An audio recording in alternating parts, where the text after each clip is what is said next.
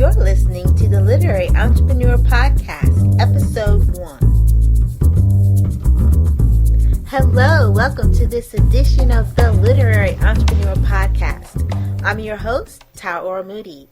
So this is the very first The Literary Entrepreneur Podcast, and I thought it was best to start off with some history so you can get to know me and where I'm going with this podcast. First of all, the title, The Literary Entrepreneur. So I have this book coming out, or maybe by the time you listen to this podcast, it will already be released. And the title of the book is The Literary Entrepreneur's Toolkit, Building and Managing an Online Presence for Authors. Is that a long title or what?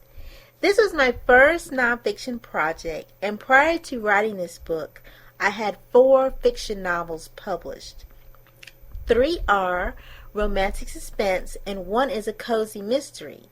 So, I went from dealing with characters, often multiple characters with different personalities, to putting my very own thoughts on paper on how to develop this author brand, especially using an online platform. Now, if you're wondering, well, why did I think I could do this? Well, I wanted just to give you a little bit of history. Prior to becoming an author officially in 2012, I have been working with authors since 1999. So over the past 13 plus years, I've worked with traditional published authors as well as self-published authors. I've done everything from building author websites to designing book covers to coordinating over 100 virtual events like virtual book tours, Facebook chats, Twitter chats, you name it. I currently spend a lot of one-on-one time with authors developing book marketing strategies, and in some cases I also provide social media management. So I'm very much in the category of an online marketer, except my niche is just the literary industry. So I come to you with many types of experiences in the world of publishing and marketing a book. In fact, in the past 2 years, I had begun to reach a point where one-on-one isn't always possible with everyone that crosses my path. It was almost frustrating because I'm a teacher at heart and I like to see people learn. You can tell when you get the same questions over and over again, maybe it's time to address this in a different way. So it's my hope that the Literary Entrepreneur Podcast, along with some other virtual trainings I will be doing, will address a lot of these questions that I simply don't have the time to answer or couldn't fit into the book I just released. So speaking of the book, I'm going to take a quick commercial break so you can hear more about this book that started this whole podcast.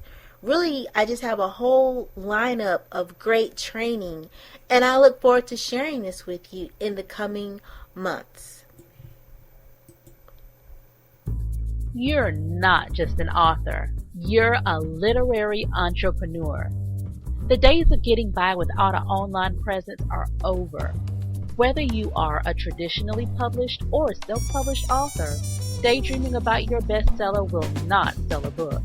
As soon as you have a release date, it's time to get down to the business of book marketing. If book marketing makes you cringe, think of this book as an investment and your personal business coach. The Literary Entrepreneur's Toolkit provides specific tools and tips to building and managing your online presence. The brainstorming sessions and step-by-step lessons will build your confidence as you prepare and implement your next book marketing plan. Awesome. I hope you will consider adding the Literary Entrepreneur's Toolkit to your reading list. It's actually an ebook. It's a great reference book for authors that I will continue to update, which is one of the reasons why it made such a great candidate as an ebook. It's only the beginning of a series that I'm working on that I hope will build self-confidence in authors as they learn to attract readers online.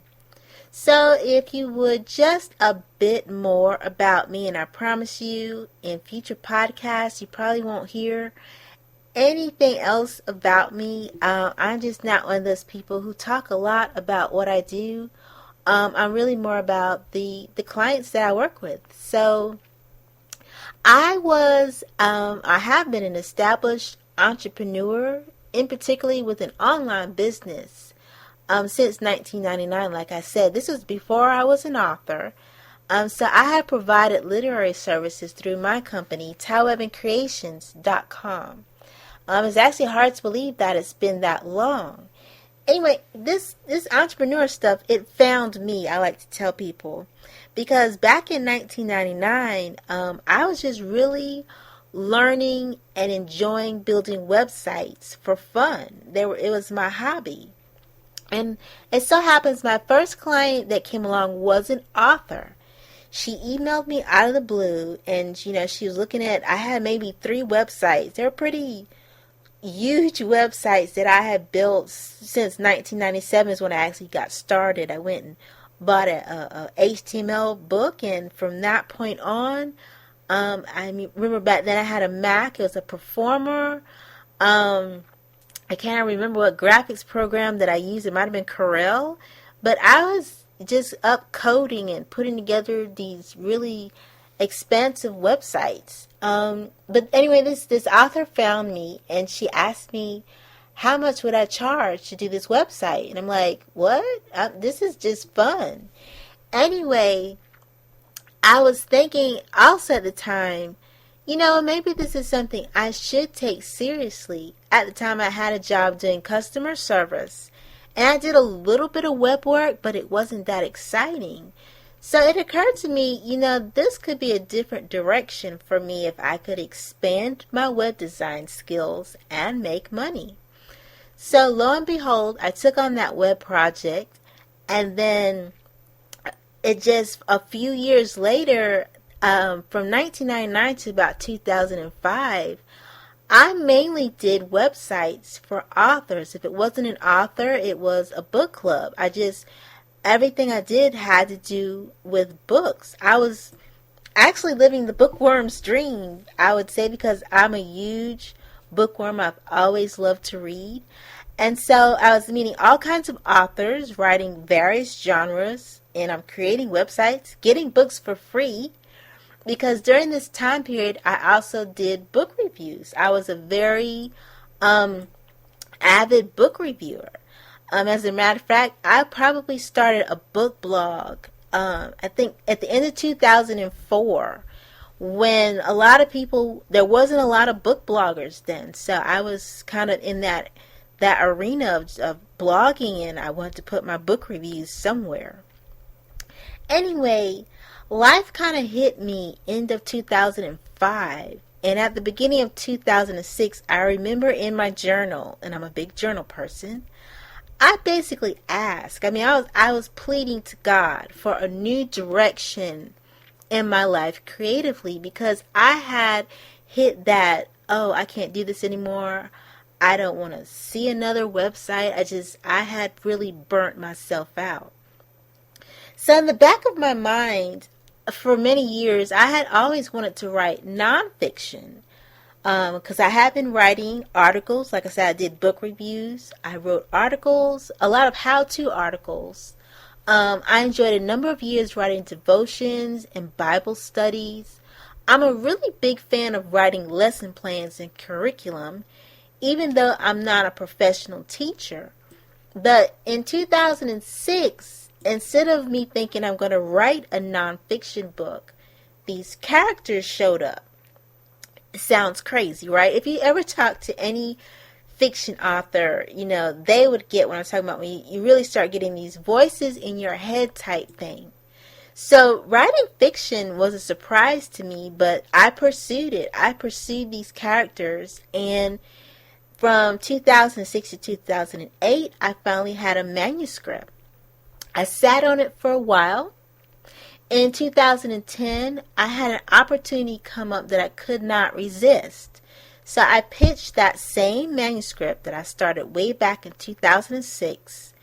And it eventually became my debut novel, When Rain Falls.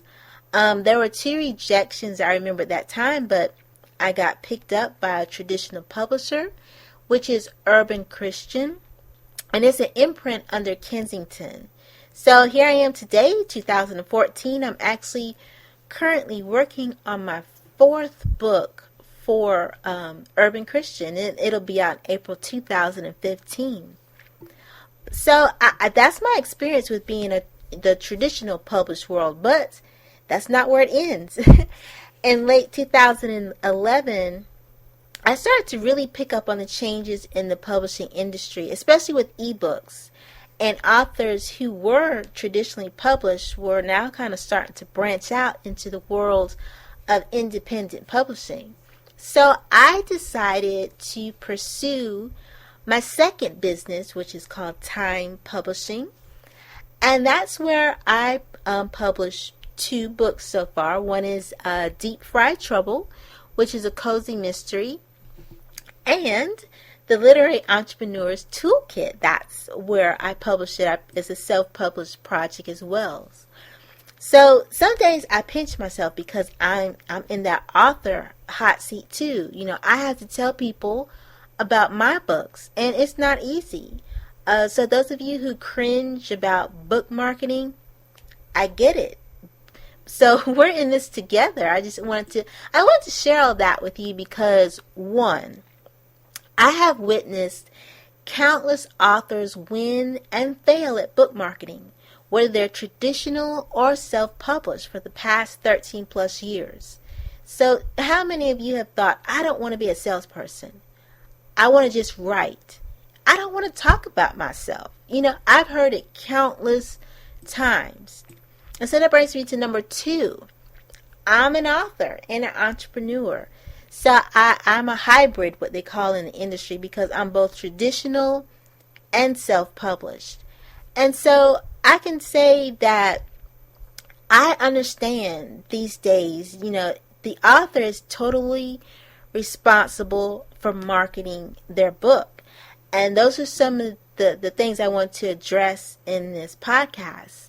I want to talk about what are some ways that you can comfortably feel like you can market your book without feeling like you're some type of salesperson. And so I can also tell you I'm a social media enthusiast. Like I said, I've been a blogger for almost a decade. I have managed small author websites, corporate websites. I have coordinated over 100 virtual tours. So I am deep into this online marketing, especially this niche area of book marketing. And so many authors that come to me, I love to brainstorm and give them a plan of action. And so this is an opportunity that I hope that I can be a benefit to you as well. Because it's really discouraging to me that I can't do more one-on-one consultations with everybody that comes my way. I mean, I'm a night owl, but a girl's got to get her beauty sleep. So, because I'm in my early 40s and sleep is a blessing, believe me. So, I'm going to end this podcast by saying I would love for you to subscribe or tune in to the Literary Entrepreneur Podcast. I will do my best to deliver you content in this podcast every Monday. And like I said, I'm going to focus on the main elements that really can help you approach your book marketing in a better attitude or with some strategies that maybe you haven't thought of. Because there's no need to release a book if you don't get this. You're more than an author. You're a literary entrepreneur. You are in the business of writing. You're in the business that many large publishers have been doing for years. And this is a big business. Look at Amazon. Love or hate them, big business. They do it well. So if you're a new author, first of all, congratulations on your recent or upcoming book release. You're probably hoping to achieve bestseller status, right? Don't we all? You certainly can, but if no one told you, there's a bit more effort than you originally thought to getting the word out about your book. So that's what I want to do each week. I want to share ideas and tips to introduce you to hopefully in the future, I like to do interviews with other literary entrepreneurs. So I'm really excited about this journey. Publishing a book is a phenomenal achievement, but there's this other element lurking around the corner.